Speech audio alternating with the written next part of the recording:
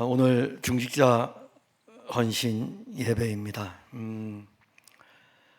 여러분들을 이렇게 뵐 때에 우리 중직자들을 보면서 함께 우리 풍성한 교회를 세워가는 동역자인 것을 보게 됩니다. 사실 오늘 우리가 함께 이제 수고하고 애쓰며 앞선 우리 신앙의 선진들은 은퇴를 하셔가지고 예전에 심으로 이렇게 하실 때는 이와 같이 교회에서 장로로, 안수집사로, 권사로 수고하였고, 그리고 이제는 은퇴하신 분들은 사실 교회법에 의해서 은퇴를 해가지고 쉬시는 것이고, 그리고 지금 임직을 받아서 수고하시는 분들은 교회법에 따라서 은퇴의 시간이 올 때까지 그리스도의 몸된 교회를 세워가기 위해서 또 함께 달려갑니다. 우리가 정말 잊어버리지 말아야 될 것은 왜 임직을 받았느냐 하는 것입니다. 임직을 받은 이유 중에 가장 큰 이유는 그리스도의 몸된 교회를 세워가기 위해서 그에 합당한 직을 부여한 것이기 때문에 이 임직에 걸맞는 충성된 일꾼으로 하나님 앞에 쓰여져야 되는 것입니다. 네, 이제 임직을 우리가 보면서 여러분들이 이미 임직을 받은 지 오래되었는데 항상 우리가 에베소 이 초기 기독교 공동체의 대표적인 7개의 교회 가운데 에베소 교회를 언급할 때 되면은 처음 사랑을 잊어버렸다라는 부분이 나옵니다. 그리스도인들이 하나님을 사랑하고 그 구속의 은혜에 감격하여 늘 살아야 되지만은 이 세상 속에서 삶으로 인해 가지고 많은 것들을 잃어버립니다. 물론 우리 주님을 향한 우리의 그 사랑도 주님은 변함없이 우리를 사랑하시지만은 우리의 사랑은 자주자주 바뀝니다. 변화가 일어납니다. 어떤 날에는 뜨겁게 사랑했다가 어떤 날에는 식어져서 종교의 겉껍데기 겉모습만 남아있는 모습이기도 합니다. 그래도 여러분들에게 중직자로서 권사라는 이름이 있고 안수집사, 장로라는 이름이 있기 때문에 어쩔 수 없이 앉아서 예배에 참여할 수밖에 없는 그런 모습도 있을 수가 있습니다. 그러한 상황이 됐을 때는 이미 첫사랑을 잃어버린 상태가 되는 것입니다. 그래서 이 교회를 향해서 편지를 보낼 때에는 어디서 그 사랑을 잃어버렸는지 알고 다시 그 첫사랑의 회복에 대해서 말씀을 합니다. 근데 그것이 중직자들에게만 있는 것이 아니라 목사인 저에게도 있고 여기 오늘 예배를 드리는 모든 성도들은 우리를 향한 주님의 그 첫사랑의 감격을 회복하는 것입니다. 근데 이 첫사랑의 감격은 예배예요. 가장 기본적인 출발은 여러분 예배입니다. 예배. 그래서 우리가 3번에 걸쳐서 지금 보고 있는데 성도들에게 있어서 공동체로서 신앙생활하는데 정말 우리에게 중요하게 여겨야 될 것은 예배입니다. 다른 건 또 무엇이 있을까요? 자, 우리가 기간별로 모임을 가질 수도 있습니다. 기간별로 모임을 갖고 또 성도들 간에 서로 의기투합해서 어떤 의견들이 맞을 때에 그 의견을 통해서 모일 수도 있습니다. 그는 그리스도인들이 세상 사람들도 그렇게 하지만은 그리스도인들이 기왕이면 불신자보다는 우리 믿는 사람끼리 서로 우리가 같이 마음을 모아가지고 그런 일을 할 수가 있습니다. 자, 이런 일들도 약간의 유익이 있습니다. 그런데 영적인 부분에 최고로 우리가 관심을 가져야 될 부분은 예배입니다. 예배예요. 그래서 우리가 우리 편에서 어떻게 표현할 때는 예배에 목숨을 걸어야 된다. 그건 우리의 어떤 자세겠죠. 예배에 목숨을 걸어야 된다는 것은 우리의 자세예요. 그런데 예배에 목숨 걸기 전에 예배를 통해서 은혜를 입지 못하면 자기 자신이 목숨 걸고 예배할 수 있는 이 일은 할 수가 없습니다. 그러니까 우리는 흔히 내가 목숨 걸고 이 예배를 사수해야 돼 이렇게 출발을 합니다. 그게 이제 출발이 잘못됐다는 겁니다. 출발이 되려면은 은혜를 입기를 사모해야 돼요. 은혜를 입기를 사모하고 그 은혜를 입었을 때에 목숨 걸고 하나님께 예배를 드리는 그 자리로 나아가게 되는 것입니다. 그러니까 우리가 그러면 예배를 드릴 때 우리의 예배를 받으실 분이 누구이신가? 하나님의 아들 그리스도가 이 땅에 와서, 사실 하나님의 아들 그리스도는 아버지 품속에 있는 독생하신 아들입니다. 그런데 이 그리스도가 친히 예배를 드렸어요. 아버지 품속에 있는 아들이 이 땅에 왔는데 이 아들의 삶이 예배하는 삶이었는데 하나님 아버지께 예배하는 삶이었습니다. 아버지 품속에 있는 아들이 이 땅에 와서 아버지께 예배하는 삶이 아니고 자기 나름대로의 삶이었다면, 오늘 우리들에게 그리스도 예수로 말미암아 구속함을 얻었을 때에 예수 그리스도를 통해서 우리가 하나님께 예배하는 이 예배에 분명 어떤 문제가 있겠죠. 그러나 아들이 와서 아들은 아버지를 예배했습니다. 아들은 아버지를 예배했어요. 근데 이 놀라운 비밀 속에 무엇이 숨겨져 있냐면, 아들이 와서 아버지께 예배를 드렸는데 아들이 이룬 이 구속의 일들이 이루어지고 난 다음에 누가 예배를 받으시냐면 아들이 예배를 받으셔요. 이제는 아들이 예배를 받습니다. 그러니까 그리스도 예수는 이 예배에 아들이 예배를 드리기도 하고 이 아들이 예배를 받으실 분이기도 하고, 그런가 하면 이 아들은 예배의 모든 내용이기도 합니다. 그러니까 여러분들이 지금 3번에 걸쳐가지고 요한복음 4장을 읽었어요. 그 요한복음 4장의 내용을 가만히 보면 그게 예배라는 것입니다. 그냥 우리가 볼 때는 하나님의 아들 그리스도께서 지금 이 수가성의 이 여인하고 대화가 계속 오고 가지만은 실질적으로 지금 그 자리가 어디로 가고 있냐면 예배로 가고 있습니다. 그 예배로 가고 있기 때문에 예수님께서는 예배에 대한 부분을 오늘 짚은 거예요. 드디어 오늘 예수님께서 예배에 대한 부분을 짚었습니다. 그래서 우리가 본문에 보게 되면 이런 내용이 나옵니다. 너희는 알지 못하는 것을 예배하고 우리는 아는 것을 예배한다. 자, 그럼 이제 여러분들에게 역으로 질문을 던져봅시다. 예수님이 이 풍성한 교회에 와서 우리에게 이렇게 말씀하셔요. 풍성한 교회 성도 여러분, 여러분들은 알지 못하는 것을 예배합니다.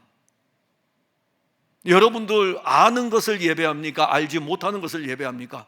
알지 못하는 것을 예배하는 사람은 불쌍한 사람이에요. 아니, 내가 예배를 드리는데 알지 못하고 예배를 드린다고 생각을 해보세요. 그럼 지금 우리가 매 주일마다 예배를 드리는데 우리가 예배를 드릴 때에 알고 예배를 드립니까? 아니면 알지 못하고 그냥 와서 예배를 드립니까? 알지 못하고 예배드리는 일들이 우리에게 허다한 것을 알려주는 것은 바로 수가성 여인이에요. 수가성 여인뿐만이 아니라 당시의 유대인들이 가지고 있는, 사마리아인들이 가지고 있는 사고는 뭐냐면은 알지 못하는 상태에서 예배를 드립니다. 자, 그러면 그 예배는 도대체 뭐냐면 우리 조상들이 드렸던 예배라는 것입니다. 우리 조상들의 전통을 따라서 예배드리는 것. 지금 우리가 예배드리는 것은, 이 형식은요 우리 조상들이 예배드렸던 형식의 틀이에요. 이 예배는 우리 조상들이 드렸던 예배의 형식의 틀입니다. 오래전부터 내려오는 예배의 형식의 틀을 따라서 우린 예배를 드립니다. 제가 새롭게 고안해낸 방식이 아닙니다. 저도 선배 목사님들이 예배 순서를 할 때에 그 예배 순서지를 가져와서 우리 교회 주보에다가 예배 순서지를 짜서 이렇게 예배를 드리는 거예요. 근데 이렇게 예배를 드리다 보면 수가성 여인은 우리 조상들이 드렸던 예배는 어떤 예배냐면 오래전부터 아브라함과 이삭과 야곱의 하나님이니까는 그 후손들이니까 그렇게 예배를 드렸어요. 자, 근데 이 산에서도 저 산, 그리심산에서도 예배 드리기도 하고 예배 드리는 장소를 찾아가지고 막 움직이기도 하면서 모여서 공동체로서 예배를 드립니다. 근데 오늘 예수님 하시는 말씀은 우리는 아는 것을 예배한다. 너희는 알지 못하는 것을 예배하고 우리는 아는 것을 예배한다. 그러니까 조상들이 드렸던 이 예배들이 전통을 따라 내려오면서 알지 못하고 그냥 습관적으로 앉아 있는 거예요. 아, 우리 조상들이 예배 드렸으니까 나도 이런 형태로 예배를 드려야 돼. 근데 참 놀라운 거는요, 우린 또 이런 건 잘하죠. 예배를 드릴 때에 이런 부분은 왜 있는 거야? 왜냐면 우린 이미 익숙해져 있기 때문에. 이런 부분은 왜 들어가는 거야? 이미 우리의 틀이 있다고요. 그런 예배의 틀이 있습니다. 그러니까 당시의 사마리아인들도 그런 예배의 틀 안에 있었어요. 근데 알지 못하고 계속 드리는 거죠. 근데 예수님 지금 하시는 말씀은 너희들은 알지 못하는 것을 예배하고 있고 우리는 아는 것을 예배한다라고 했을 때에, 지금 우리는 아는 것을 예배한다라고 하는 이 말씀은 바로 예수님하고 그 다음에 그 제자들, 그들하고 이렇게 우리가 공통적으로 묶어볼 때에 거기에 누가 있습니까? 예수님 그분, 예배를 받으실 그분이 거기에 있는 것입니다. 예배를 받으실 그분이 거기 있기에 이 예수님과 함께하는 이 자체가 예배적 삶의 모습이었던 것입니다. 예배적 삶의 모습이고 예배 자체를 그들이 드리는 거예요. 예수님과 함께하면서 결국 너희는 알지 못하는 것을 예배드리고 우리는 아는 것을 예배한다는 이 자체는 그 예배에 누가 있느냐 이겁니다. 그 예배에 조상이 있는 것이 아니라, 전통이 있는 것이 아니라 그 예배에 예배를 받으실 분이 거기에 있는 거예요. 예배를 받으실 분이 거기 있을 뿐만 아니라 예배의 내용이 거기에 있는 것입니다. 예배의 내용이 있어요. 그럼 우리 조상들이 했던 예배는요, 이 우물은 야곱의 우물입니다. 그리고 이스라엘 백성들이 가지고 있는 전통적인 그 예배의 장소들이 있어요. 그리심산도 있고 이런 곳이 있어요. 내용은 뭡니까? 제사를 드리는 겁니다. 제사를 통해서 하나님 앞에 그 내용이 있어요. 거기에 머물러 있는 거예요. 그런데 오늘 여기 그 내용을 분명하게 우리에게 알려주는 거, 우리는 아는 것을 예배한다 했을 때 예배의 내용의 실체가 지금 거기 위해서 와 계신 것입니다. 그러니까 예수 그리스도는 예배의 모든 내용입니다. 예배의 대상일 뿐만이 아니라 예배의 모든 내용이에요. 즉 우리의 예배의 찬송에도 예수 그리스도, 기도에도 예수 그리스도, 말씀에도 예수 그리스도, 이 예배의 모든 내용은 예수 그리스도로 가득해야 됩니다. 예수의 공로를 힘입어 가지고 예배하는 거예요. 예수의 공로를 힘입어서. 그러면서 그리스도는 우리가 예배할 대상이고, 그리스도인들은 예배를 드릴 때에 하나님 아버지를 예배할 뿐만이 아니라 하나님께서 보내신 하나님의 아들 그리스도를 예배하는 것입니다. 자, 그러면 이 예배의 비밀을 우리에게 알려줄 때에 영과 진리로 예배할지니라. 자, 여기 진리라는 이 문제는 참이라는 겁니다. 이 참이라는 것은 예배의 내용이며 예배의 대상이 육신을 입고 이 땅에 오신 거예요. 이분이 예배의 내용이고 이분이 예배의 대상이라는 것을 이분을 통해서, 그리스도를 통해서 예배를 드리는 것이고 그리스도가 예배를 받으시는 거예요. 그 다음에 또 하나가 나와요. 영과 진리라 그랬어요. 이 예배는 하나님의 거룩한 영으로 말미암아 이루어지는 예배인 것입니다. 그래서 우리가 이 예배에 참여할 때마다 늘 우리가 깊이 기도해야 되고, 또 우리가 묵상해야 되는 것은 주의 영 안에서 이루어질 예배예요. 근데 문제는 영은 보이지 않는다는 것입니다. 자, 영이 보이지 않으니까는 내가 지금 영 안에서 예배를 드리는지 영 밖에서 예배를 드리는지 모르잖아요. 그러니까 여러분들이 하나님의 영을 알려면은 예수님은 그걸 알려주었어요. 근데 우리가 자주자주 놓치, 너무 쉬워요. 예수님께서 영에 대해서 알려줄 적에, 보이지 아니하는 영에 대해서 우리에게 알려줄 적에 예수님 길게 안 알려주었어요. 왜냐하면 이 영에 대한 비밀을 너무 길게 알려주면 보이지 않는 것이기 때문에 온갖 추측들이 다 나오잖아요. 근데 이 영은요 아주 단순합니다. 왜 단순하냐면은 예수님께서 친히 말씀하셨어요. 여러분들 잘 아실걸요? 내가 가면 또 다른 보혜사를 너희에게 보내는데 그가 오면 내게 대해서 증거하고, 그거예요. 영 안에서 예배드린다는 것은 복잡한 것도 아니고 어려운 것도 아니고, 영 안에서라는 말은 주의 영이 우리를 그리스도 안에서 예배드리게 하는 것입니다. 그래서 얼마나 단순합니까? 그런데 우리는 영이라고 하니까는 안 보이는데요, 내가 지금 영 안에서 예배드린지 모르겠는데요. 그런데 주의 영을 보내셨을 적에 우리가 영 안에서 일어나는 이 놀라운 비밀은 누구냐면은 하나님의 아들 그리스도입니다. 우리가 그리스도가 오셔서 그리스도가 하나님 아버지께 예배하고, 그런데 오신 그리스도가 예배를 받으실 대상이고 예배의 내용이고, 그가 감으로 인해서 그의 영을 보내주셔가지고 이 영이 그리스도에 대해서 말하니까는 이 삼위일체 전체가 하나님께 예배하는 것과 깊은 관계가 있다는 것을 알려줍니다. 그래서 우리가 예배할 때, 예배를 드릴 때에 이 예배가 육신 안에서 일어나는 예배가 아니라 영 안에서 일어나는 예배인 것입니다. 그럼 영 안에서 일어나는 예배는 지금 여러분들이 영을 받았어요. 하나님의 영을 받았습니다. 그리고 여러분들이 육신을 입고 있어요. 그러면 이 안에서 두 가지 일이 일어날 수 있어요. 육신을 따라가는 일이 일어날 수 있고 영을 따라가는 일이 일어날 수 있어요. 육신을 따라가는 사람은 육신으로 앉아 있는 거예요. 육신을 따라가는 사람은 육신으로 찬송하는 거예요. 육신을 따라가는 사람은 육신으로 기도하는 거예요. 육신을 따라가는 사람은 육신으로 말씀을 받는 거예요. 그런데 영을 따라가는 사람은 영으로 찬송하는 거예요. 그 영을 통해서 내 입술로 찬송하는 것이고, 그 영을 통해 가지고 내 입술로 기도하는 것이고, 그 영을 통해 가지고 주의 말씀을 받는 것입니다. 영으로 말미암아 이루어지는 일이에요. 그러면 영으로 말미암아 이루어지는 일은 무엇을 부요하게 하고 무엇을 살찌게 하냐면은 우리의 영을 부요하게 하고 살찌게 합니다. 그러니까 이 영이 부요해야 돼요. 영이, 내 육체가 부요한 게 아니라 내가 교회를 다니면서 껍데기가 부요한 것이 아니라 영이 부요해야 돼요. 영이 안 보이잖아요. 영이 안 보이는데 지금 제가 여러분들 계속해서 영에 대해서 말씀드렸듯이 그 영으로 말미암아 찬송을 부를 때에 육체의 껍데기로도 부르죠. 왜 못 부릅니까? 아니, 노래인데 그거 누가 못 부르겠어요?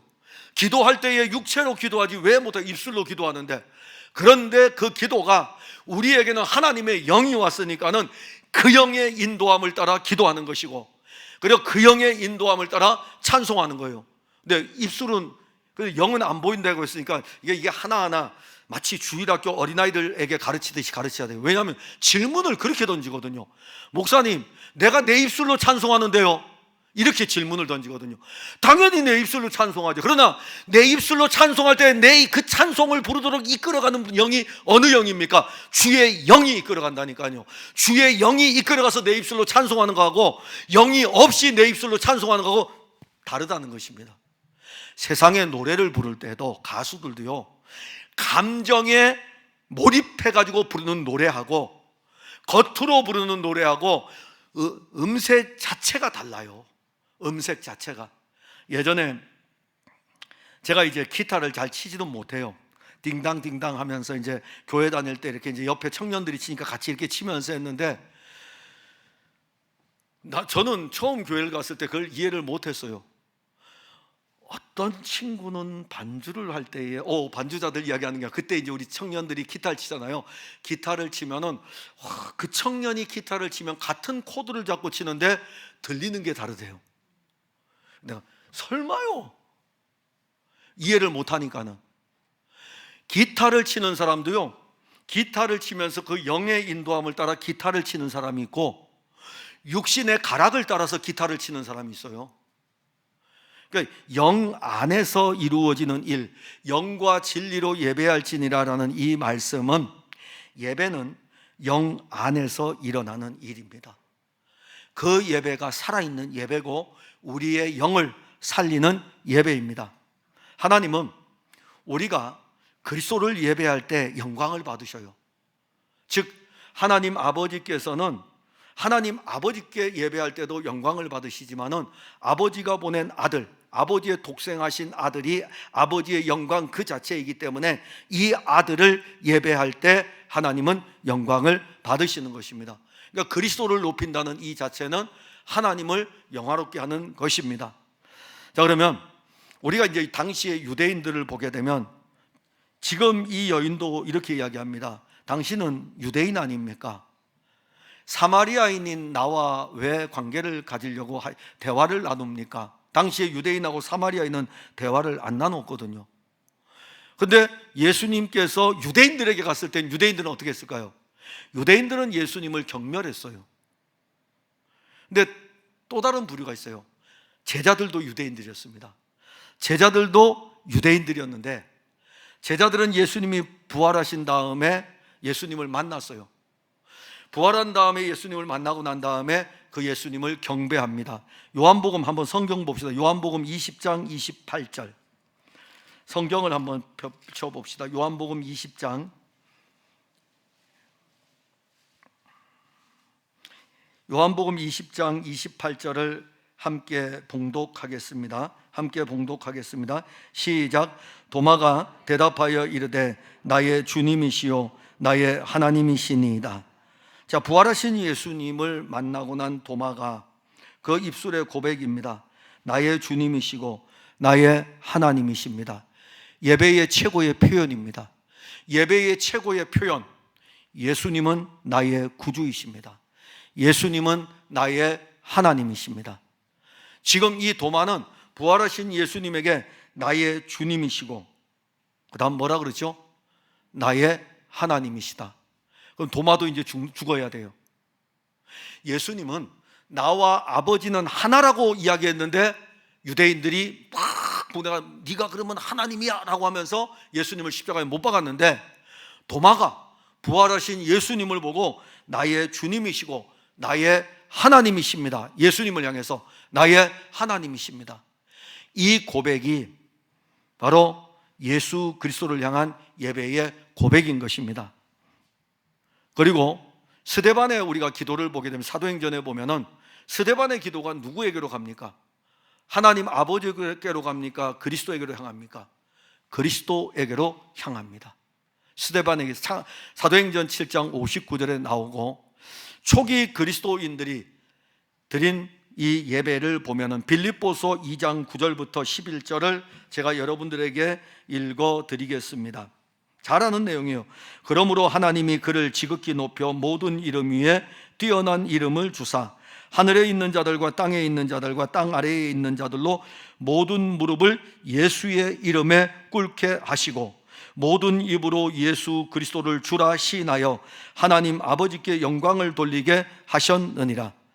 초기 그리스도인들이 드린 예배의 가장 중심에는 예수 그리스도가 있고, 근데 놀라운 것은 하나님은 이 그리스도를 통해서 드려지는 예배를 영광스럽게 하셨다는 것입니다.